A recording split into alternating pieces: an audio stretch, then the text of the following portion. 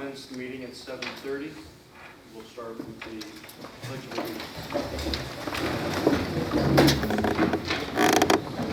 Pledge allegiance to the flag of the United States of America and to the republic for which it stands, one nation, under God, indivisible, with liberty and justice for all.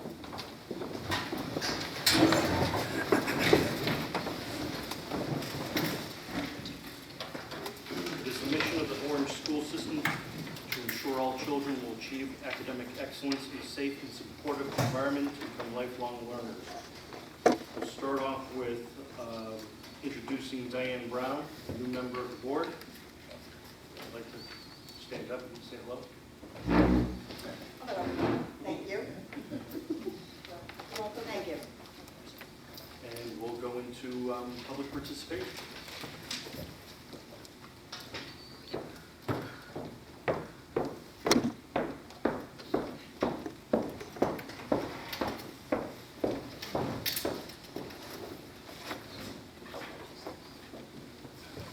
Marie, do you need me to sign in as a board member? No. I'd like this to be added to the minutes of the January 14, 2013 Board of Education meeting. Let me start by saying that it is with great disappointment that I stand here this evening to make this statement. I was seated as the acting chair in December because the unanimously re-elected chair was out of town. I am not an attorney nor a parliamentarian, so the issues that were brought up regarding the validity of our November elections caught me completely unprepared. That is why I requested any new vote be postponed until this meeting, the January board meeting, by which time we could get consultation from our board attorney to be sure we have elected our officers legally. As has been the past practice of the Orange Board of Education, we held our board elections in November, as stated in our bylaws, Policy 9120. The issue noted at the December meeting of having newly elected board members able to vote for the Board of Education officers was always resolved by either adjusting the November meeting date or, as was done in 2011, holding a special meeting just for the purpose of electing officers. Additionally, the November election was properly noticed and all were present.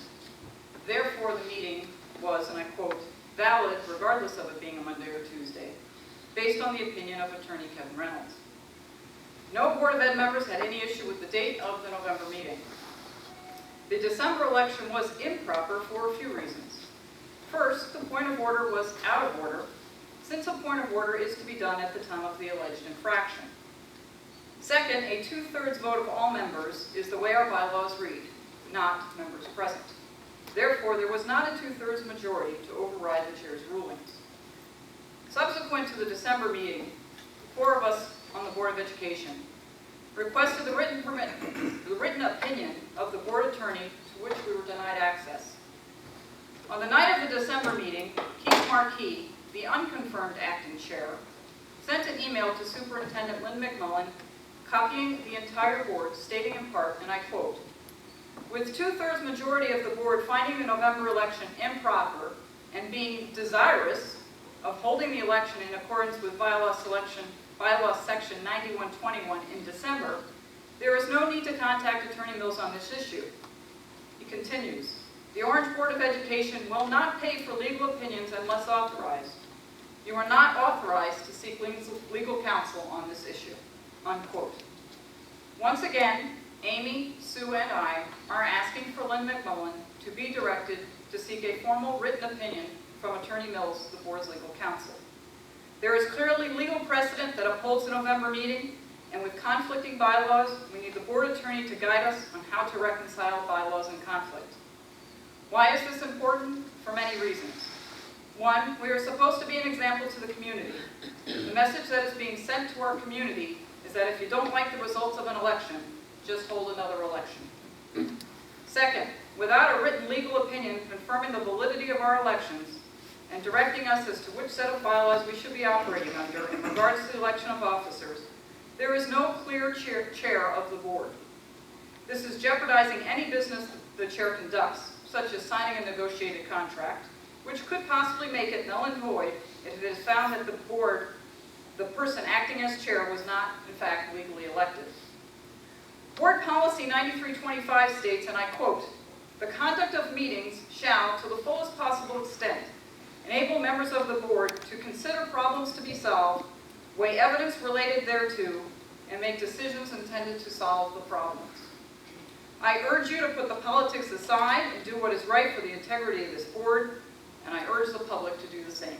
Thank you. Any others?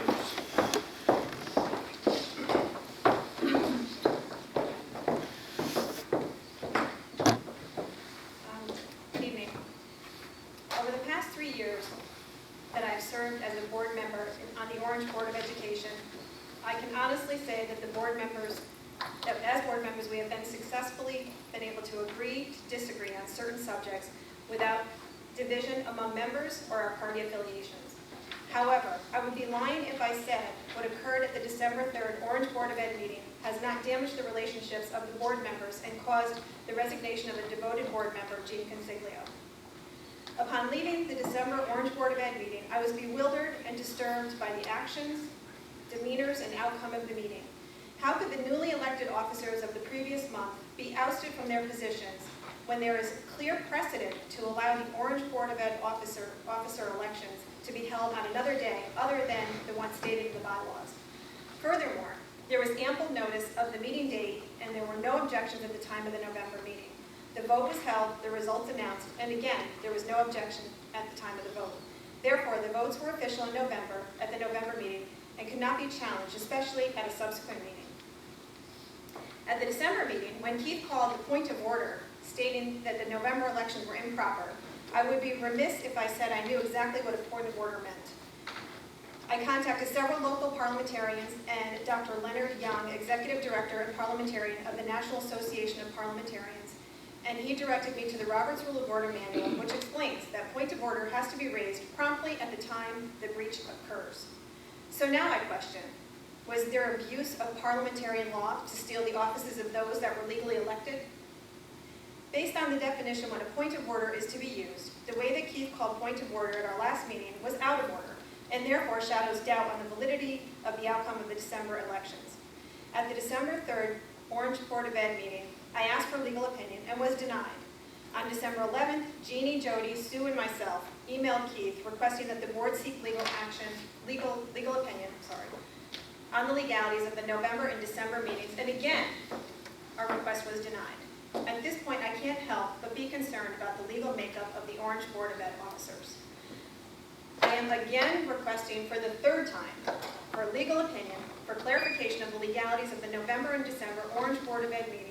And in addition, I'm requesting for an opinion from a Robert's Rule of Order parliamentarian to clarify Keith's use of a point of order at the December 3rd, 2012 Orange Board of Ed meeting. Keith, as chair, I'm respectfully asking you to end the controversy and extend the courtesy to the members that are requesting these opinions.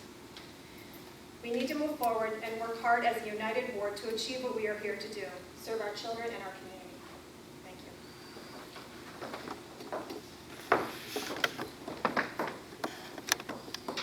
Any others? I would like this to be attached to the Orange Board of Ed January 14th minutes. Can you hear me? That mic, I don't think works. What? I don't think that mic works. Okay. Use your teacher voice. I asked everyone to think about this question. Were the board members who overturned our original vote in November thinking about our children or thinking about some vendetta or selfish political feelings? Think about it. As of right now, we don't know who the legal chair is.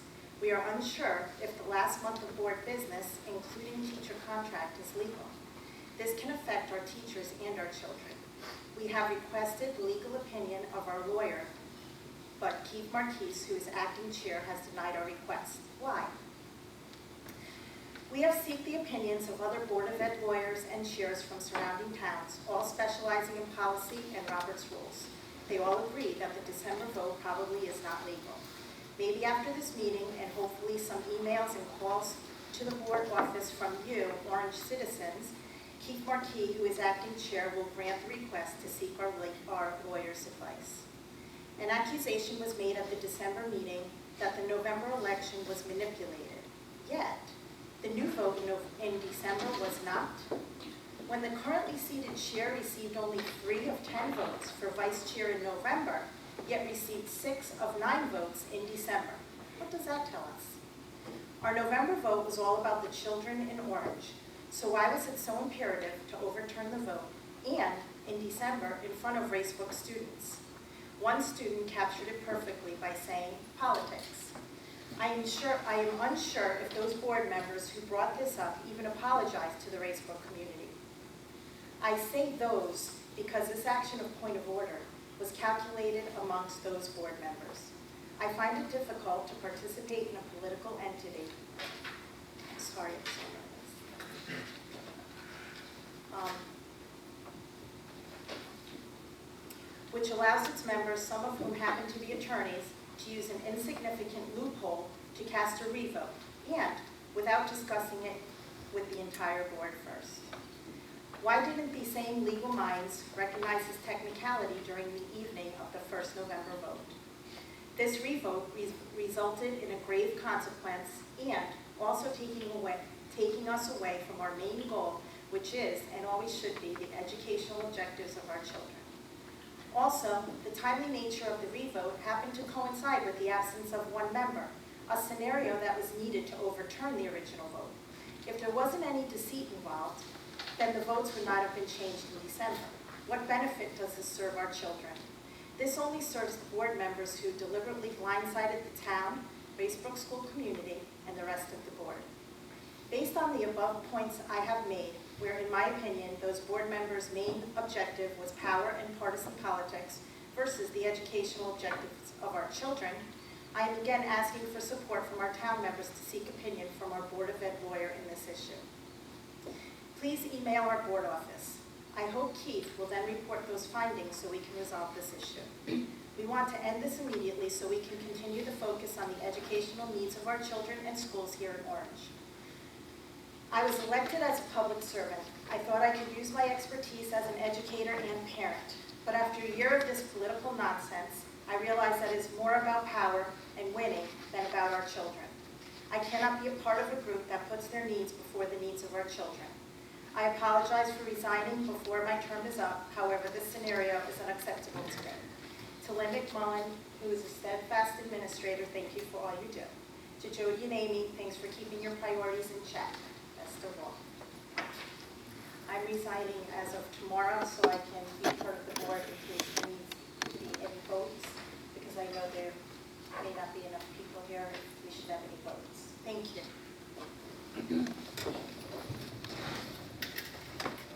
Any others?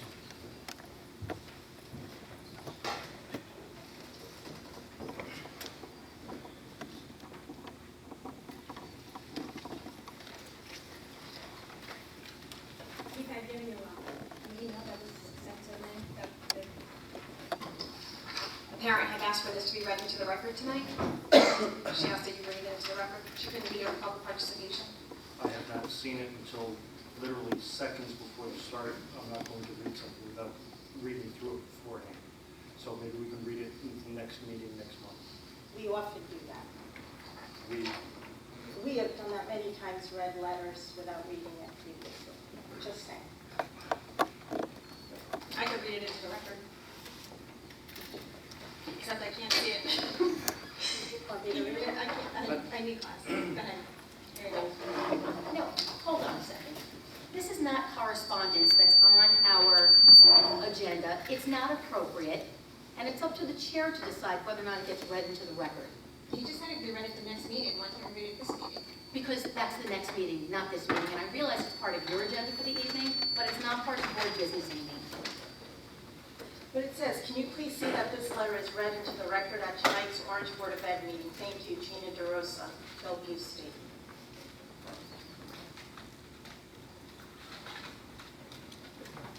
Well, again, so every letter that I read into the record, I have, before we get to the meeting, it goes with the package. This letter I just received, and without reviewing it, I don't know what it says, so I'm not going to. Can anybody get up and read it from the public? Actually, I don't think so. Except the person who's the author of the document is not present. Okay. Moving on to correspondence, we received a letter from a concerned grandparent concerning security issues. I had spoken with her earlier this week, and we talked about a number of things, such as the number of security issues that we brought up with the ad hoc committee. One thing I'd like to remind everybody, going along with the security issues, is that you may think you're doing somebody a favor by holding the door open for them.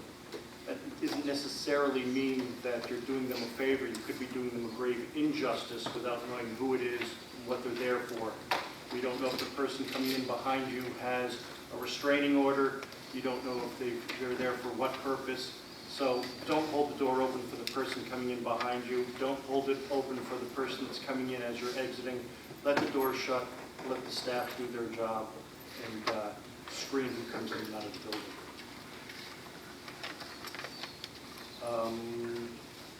You'll also find in your package a copy of an email from the Assistant Chief of Police to Superintendent McMullen, and we'll go to the consent agenda.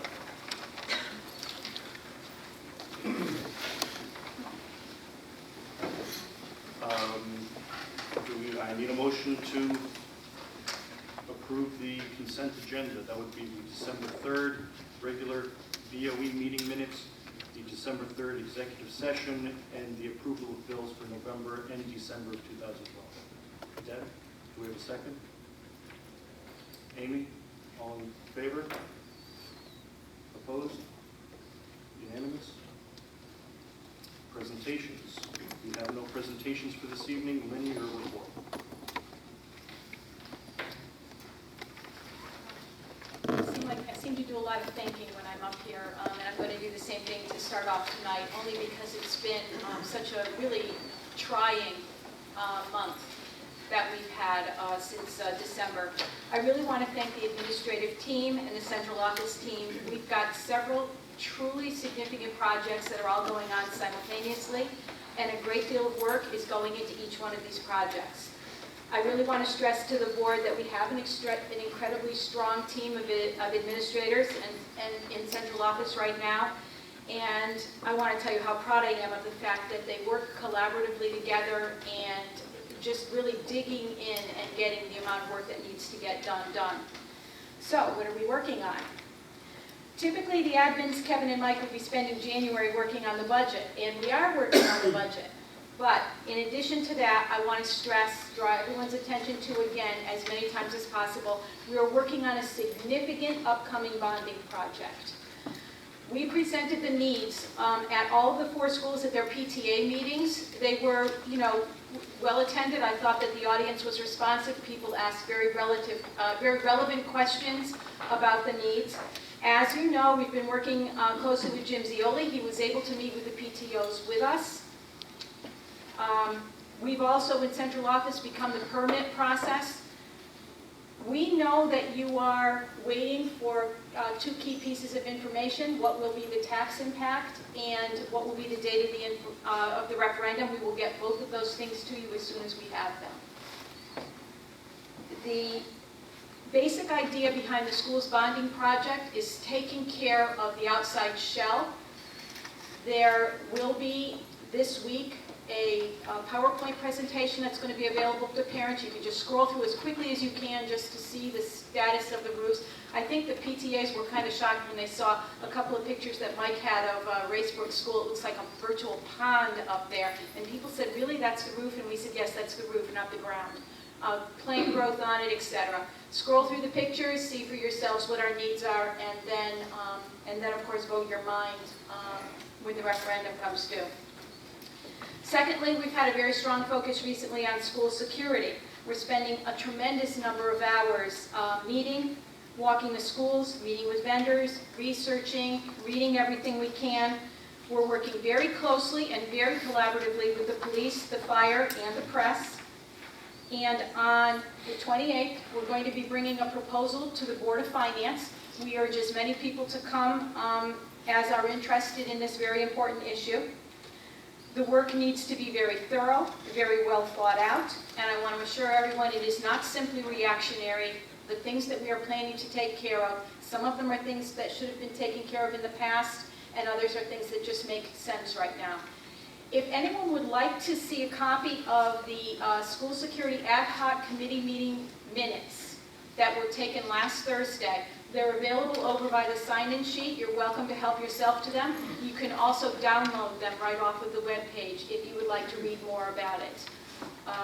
And we're trying to get as much information out as possible so that people aren't surprised by the things that we're looking at.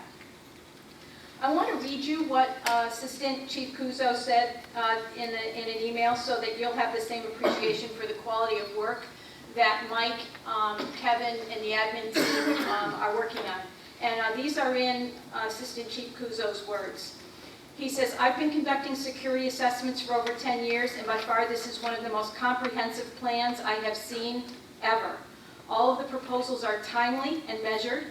None of them would seem outrageous in either scope or cost, and in my opinion, the benefits far outweigh the costs. Thank you for including the police department in this process, as we have been for many, many years, and we look forward to seeing this project through to its completion.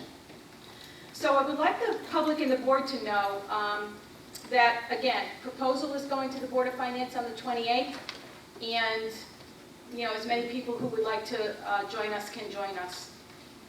Next, I want to share with the board that we're putting an awful lot of time into a new state mandated evaluation plans. I would like to be only thinking about the facility needs at this point, but we have this other state mandate that's immediately upon us. The due date is very soon. The evaluation plans, I don't know if you've been reading about them, they're very deep, they're very demanding, and they've taken a good deal of meeting time and a lot of drafting. The state guidelines that we're working with are 140 pages long, and I want to tell you a little bit more about that in a moment. The next thing that we've been working on is we took your recommendation for Power School in December. Matt's already begun working on turning over the student information system to Power School. Again, please appreciate how deep the level of work is that we need to do that, that we need in order to make that happen. And finally, I do want to assure you that I am working on the policy handbook. The policy committee has met. We've gone through the policies one by one. We know what needs to be changed and what we can keep the same, and doing that as quickly as we possibly can. In the meantime, related to school policy, your admins are working on their school climate committees, and they are also undertaking a look at the policies that are on your minds that I was going to bring to you very soon: retention and grade level reporting and transitioning from grade to grade. A couple of minor specifics. The bonding package now includes the fascia at MLT. I don't know if you noticed that change or not, but I want to draw your attention to it. I think everyone has seen how beautiful that the town hall looks and the fire station look after their trim work was painted this fall, and I think MLT is going to look great when the trim work is addressed as well. So if you see that that's a little change in the bonding package, that has the approval of the bonding commission. And as I said, I'll get you tax impact and I'll get you the date for the referendum as soon as I have it. I just want to tell you a little bit about that state mandated evaluation plan. The changes are not minor. They are really, really extensive. First of all, we had to form a committee to surf through the guidelines and write a new plan. That work is costing us about $5,200 this year. The administrators are going to need a minimum of 18 hours of professional development, and then they are going to need some type of a test or certification that follows that. Their 092 endorsement, which is what they studied and went through in order to become evaluators, is no longer the valid criteria for evaluation, so they need to be recertified. That level of professional development is expensive, and I'm working with Dr. John Brady to see if we can share the costs with Amity so that we can get the costs down as much as possible. In addition, the districts need to have what's called a complementary evaluator to support the principal's evaluation. It's not enough that the principal goes into a classroom and observes something. Now there has to be a complementary evaluator of record who agrees with the administrator. I don't know yet how this district is going to account for the complementary evaluator, but I'll get back to you as soon as I have a plan. Next year, the principals are going to need to complete 816 classroom observations. I don't know if you've bothered to figure it out yet, but I did that today. 816 classroom evaluations in order to meet the state mandate. That works out to 102 hours each that needs to be spent in classroom observation. Now, that's not too bad, because we want the administrators to be in the classroom, so, okay, 102 hours is pretty good. But when you add to that the amount of paperwork that they then need to add to that, there's a total of 31 full days, full 6-hour days that they're going to be spending on evaluation next year. The work needs to be completed between October and May. This is not an exaggeration, but if we were to follow the evaluation guidelines to the letter, the principals will each be spending thus a total of 48 full days on the teacher evaluation plan. And I didn't count your 3 days of mandatory training in June. In addition to that, we don't know yet what the contract is going to look like for the data evaluation tool. I think it's going to be TeachScape from as near as I can figure out. And we don't know what the fee is going to be for the data program that we're going to need to use to transfer the data to the state. Currently, we have a program called ProTrax. I think you probably remember it's in the budget. We're letting it sit there as a placeholder. I don't know what the new data tool will be. It may be ProTrax, but it might be something else. And then we're going to need to learn how to use these programs, and Matt's going to need to determine what new equipment we might need in order to support them. All right, I didn't say that as a means of complaining, because certainly it's important work, and we endorse evaluation and we really want to do the right thing. I just want to let you know that this, when we start breaking it out in the budget, this is a huge unfunded mandate. We're not the only school district that's talking about how big and how expensive this mandate is. Okay, so that's my report, so respectfully submitted. Any questions on any of that? No? Okay. Thank you. Board business. Kevin, budget update 2012-2013. Yeah, budget update for the current month of, these are the December actuals. Looking at page 13 of 42 of your profit and loss statement. The month-to-date actuals for the month of December were $1,405,597,000. The year-to-date total is $7,357,440. That brings us to about 42% expended for the year. We're seeing some savings in our municipal energy contracts with energy related to electricity. Our electricity costs are trending a little lower than they were last year. Also, under our oil accounts, we were fortunate enough that at the end of last year, we topped off the tanks at the 2 schools. So that carried us through a good part of the fall. And from there, we were able to transfer the oil that was in the MLT oil tank over to the other 2 schools. So we've been running at, any oil that we have been getting is at the lower rate of $2.61 versus the higher rate on the new state contract, which will be $3.12. Once we get to that point of using the excess cost of overage from oil, we will then transition to the $3.12, which will probably be sometime in February. We'll start seeing those charges. So fortunately, from an energy standpoint, we're saving. On page 2, you'll see that our legal fees continue to trend higher because we have multiple contracts that we've negotiated this year. In addition to the custodial contract, the cafeteria contract, and the teacher's contract, which just ratified last month. We actually have 2 more contracts between now and June to get approved as well. Central office is one of those. So between now and June, we'll be seeing additional expenditures within that account. But those offsets on the overages on legal will be underages on the energy side. We should offset themselves, and we should be fine for the overall budget for this year.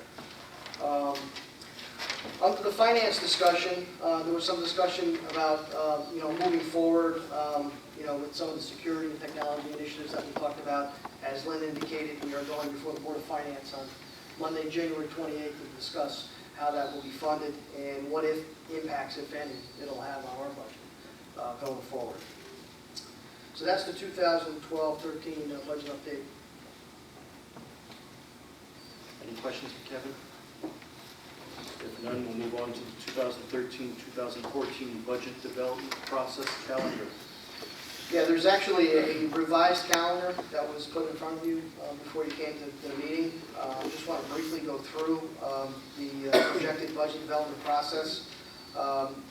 With moving forward for this week, we have the principals and the administrators are going to be meeting with myself and Lynn the latter half of the week to go through the schools' budgets, the individual school budgets, and what they're going to be putting in for instruction, for curriculum, for textbooks. That's going to happen on Thursday. From there, myself and Lynn will discuss bringing that to you guys and having it looked at even further on what changes could be made, if any. And then our next budget workshop, which was scheduled for January 28th, that is now going to be the Board of Finance meeting where we're going to discuss the security initiatives that we had talked about. We are going to move plant operations and building and facilities budget down to February 11th, which is on Monday as well. That will be a budget workshop which will begin at 6 o'clock. We will discuss the technology initiatives for the budget as well as the building and facilities. We'll have some good information on numbers, on quotes, on what we're looking to do in order to have that discussion in both of those areas, in technology and buildings. On February 4th is also another Monday night, which we have another budget discussion regarding special education and also curriculum. So that'll be both Kay Graves from Special Ed and Colleen Murray from curriculum that will be presenting on that night. They will be presenting the budgets for the following year. And then finally, on the 25th, we have an update of the certified staff and non-certified staff employee benefits. That's a discussion of the salaries and increases that will be impacted for the next coming year's budget before we go to the Board of Finance for a presentation of the 2013 and 2014 budget. That discussion with the Board of Finance should probably take place at their March 18th meeting, which is typical every year, Tuesday around mid-March.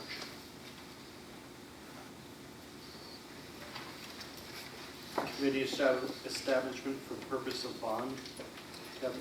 Yeah, as Lynn had indicated, myself, Mike Luzzi, Jim Zioli have gone around to the different PTAs to present what is in the $14.5 million bond as far as infrastructure projects. Part of the process that needs to take place is the Board of Selectmen will put forward a resolution at their February meeting in court, basically establishing a building committee for this particular bond. My understanding is, having talking to bond counsel as well, is that the building committee, our standing building committee of the Board of Ed, would be also the building committee for the Board of Ed projects, or a portion of that. You know, there might be other members that might be invited to that meeting to be part of that committee, such as a Board of Selectmen member or maybe even a Board of Finance member, to add on to the 5 members that we have. That would basically encompass the building committee for Board of Ed projects going forward so that they can review the plans, review the scope of what we're doing and what we're going to be proposing on the EDO 49, which is the grant that was completed by the Board of Ed. The town will probably have its own building committee for their projects as well, bringing in key experts on that committee to go through that. So I'll keep you posted on the resolution, but the resolution will be probably presented at the February Board of Selectmen meeting to establish that. Okay. Permission for out-of-state field trips. If you look to the back of your packets, you will see that there are 3 requests for out-of-state field trips. First, Mr. Bergen is requesting that his 5th grade students be allowed to visit Old Sturbridge Village on Friday, May 10th. Buses leave at 7:45 a.m. and return at 5:15 p.m. It is part of a curricular unit of study. Next, you will see that Mr. Gray has kindly asked permission for his 6th graders to visit Newport, Rhode Island on Friday, June 14th. They will leave school at 7:15 a.m. and they'll return at 6 o'clock p.m. and the children will be taking a tour of the historic Newport Harbor. And finally, you will see that Principal Eric Carbone is requesting permission for his 6th grade students to visit Newport, Rhode Island on June 6, 2013 from 7:30 a.m. until 8 o'clock p.m. And in this trip request, the PTA is covering the cost of the bus with the students contributing only a portion of the expense. So I would ask that someone make a motion to, if there's no discussion, someone make a motion to approve these field trips, and then you can have discussion following that. Make a motion to approve. Good. Second. Bobby, any discussion? What day was the Facebook one? June 14th. further discussion? If no discussion, all those in favor? Opposed? Unanimous. And we have the ad hoc school security committee report recommendations. Linda, did you want to run it down? I don't know, Deb, do you want to say anything there? Sure. Okay. We have had 2 extensive meetings thus far. They were incredible meetings. We had a lot of members of the community present. We had teachers, all of our principals were present. We had the police chief, the assistant police chief, one of the detectives. We had the fire marshal there. And I think we're meeting again on the 24th. And we're presenting to the Board of Finance on the 28th. And at that point, we will be setting forth what our recommendations are that we're going to put forward to this board in terms of improving the security at the schools. And it's more of improving the infrastructure of the buildings than anything else. And I won't get into the specifics now, but feel free to come to that Board of Finance meeting where our superintendent will be giving a lengthy and wonderful presentation. Okay, there are minutes from the last ad hoc committee meeting available over on the table. If we run out, we can make you copies, and you want copies, we can make you copies before you leave here tonight. Thank you. Standing committees, finance and insurance, Ms. Marino. I think that Kevin has covered anything. I think the only residual issue that needs to be addressed, Kevin, is whether or not you need us to make a motion and vote on the implementation of using Titan Energy.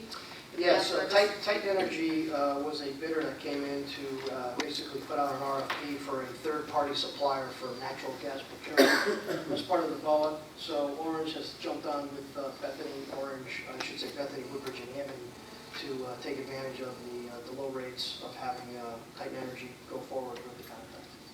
You need us So to you vote need on a this? motion from the board. Yes.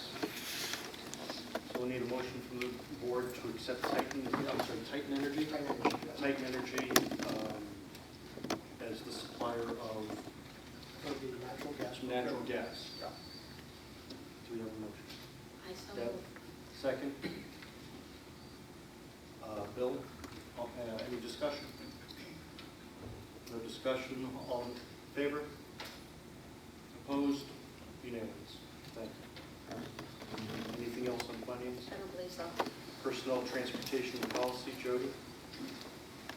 I don't have anything to report, but just as a follow-up to public participation, I would urge the chair to listen to what the public has said tonight, and please come back at our meeting next month with an opinion from Rich Mills. Thank you. Buildings and grounds, Jeff? Buildings and grounds did not meet in the month of December. However, we are working, well, the bonding committee met several times, but that's what we've been working on there. Also, a lot of us will be working with the same committee. We'll be working with the school security ad hoc committee on a lot of these improvements going forward as well. Thank you. Long-range planning, Amy? We're meeting tomorrow night, and on the agenda, we'll be working on the draft mission statement, which we continue to do. We'll be going over the survey results and starting to form focus groups to go out to the community and get feedback. What time tomorrow is 4 o'clock. So, what time, 7? 4 to 7. it? Schools of the 21st Century, Deb? We have been working with the ad hoc school security committee to address issues of security at the after-school program. And we will continue to address those issues at the meeting that we're having on the 24th. We're talking about putting into place, keeping the doors locked at all times. In fact, that's what we've been doing for the past several weeks. Parents are buzzed in as opposed to having the doors open where parents are just coming and going. We are also discussing hiring security people more along the lines of monitors to make sure that the people who come in to pick up the children present proper identification. And that is something, as I indicated, that we'll continue to work towards in the security meeting. Okay. Health and wellness, Amy? Nothing new to report on that. That'll be an outcome of long-range planning once we have that put together. Technology, Scott? Similar to other standing committees, members of the Technology Committee will be working with the School Security Ad Hoc Committee In addition to that, we recently wrapped up an assessment of our printing needs, and so I'm going to schedule a separate meeting for that soon to review those results. Thank you. Nothing else is on the agenda. I'll need a motion to adjourn. Sue, second, Scott. All in favor? Unanimous? What do you think?